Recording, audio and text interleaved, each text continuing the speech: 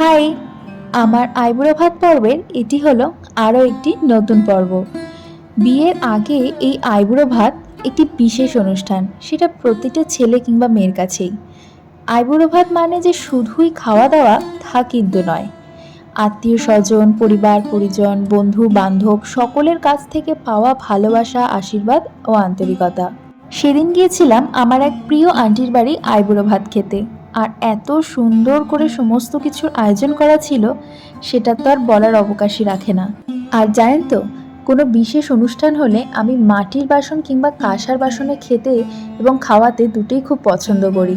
আর গিয়ে যখন দেখলাম আমার প্রিয় মাটির বাসনে সমস্ত কিছুর আয়োজন হয়েছে, আমি তো সেটা দেখেই খুব খুশি হয়ে গেছিলাম। খাওয়া দাওয়ার তো এলাহি আয়োজন ছিল।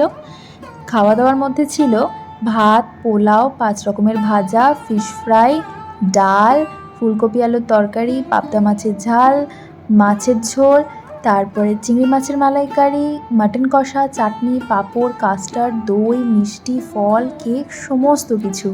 সবাই মিলে একসাথে খাওয়া দাওয়া হই হুল্লোড়ের মধ্যে দিয়ে দিনটা সত্যিই খুব ভালো কেটেছিল।